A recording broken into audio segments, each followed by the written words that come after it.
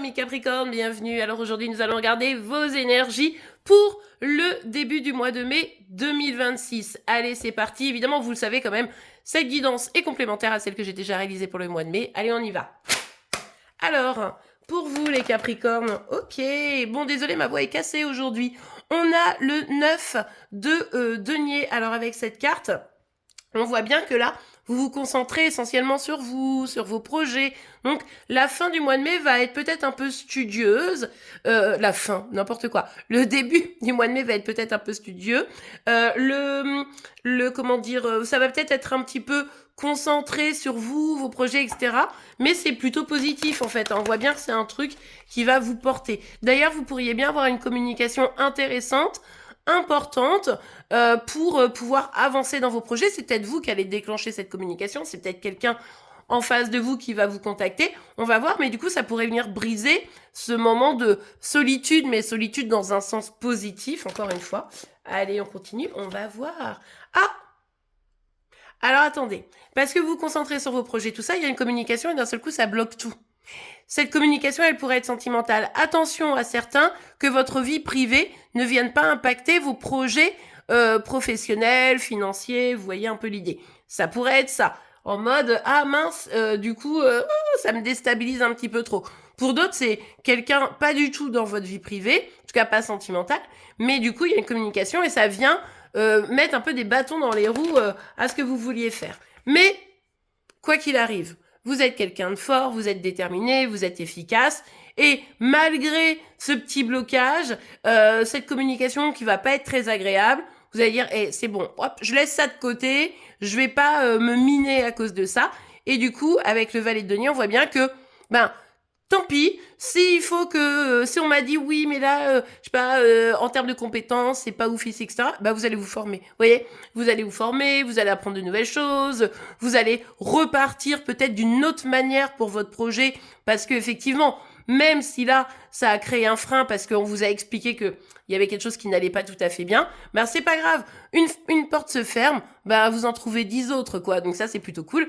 Donc pour certains, vous allez être obligé de repartir un petit peu de zéro ou du début ou revoir un petit peu vos compétences, vos formations, mais ça vous empêche pas, quoi.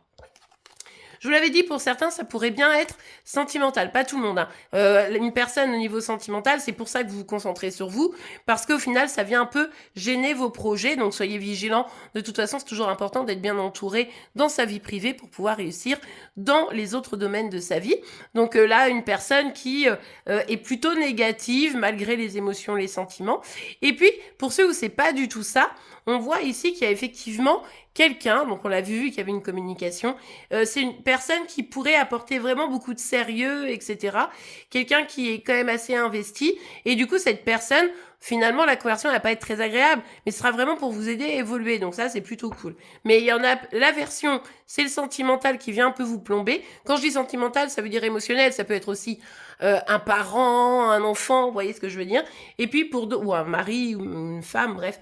Et puis pour d'autres, ça va vraiment être quelqu'un au contraire qui a un peu le cœur sur la main, qui a déjà plein d'expérience et qui va vous aider. Donc ça, c'est plutôt cool. Mais quoi qu'il arrive, rien va vous empêcher, quoi.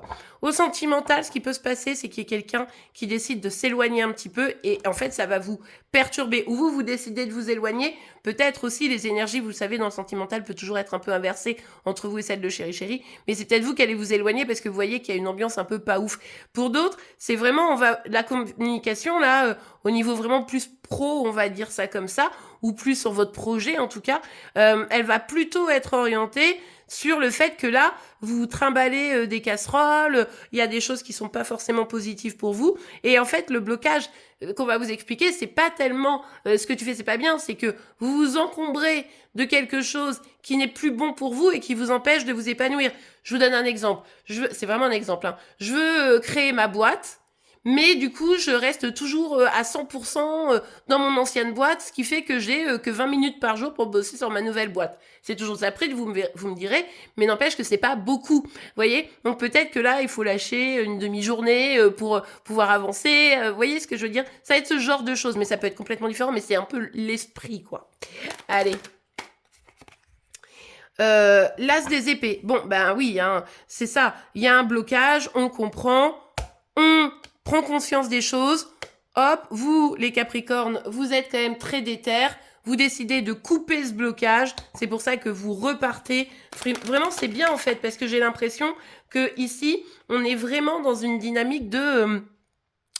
quel que soit le problème, moi j'ai envie d'aller jusqu'au bout, quoi. Et puis on a ces cartes-là, ça va plutôt être sur le volet sentimental, dans le sens où, on l'a vu tout à l'heure, il y a quelqu'un au niveau sentimental qui pourrait venir un peu nuire à vos projets d'une certaine manière, vous me direz en commentaire ceux qui sont concernés par ça, mais du coup, dans ces cas-là, vous allez peut-être vous sentir trahi, il pourrait bien y avoir une rupture, quelque chose comme ça, ou vraiment un énorme clash tout du moins, quelque chose qui vous bouleverse. Mais vous allez décider de quand même continuer à avancer parce qu'à un moment donné, votre vie privée peut pas impacter tous les autres projets de votre vie. Et ça, vous avez tout à fait raison.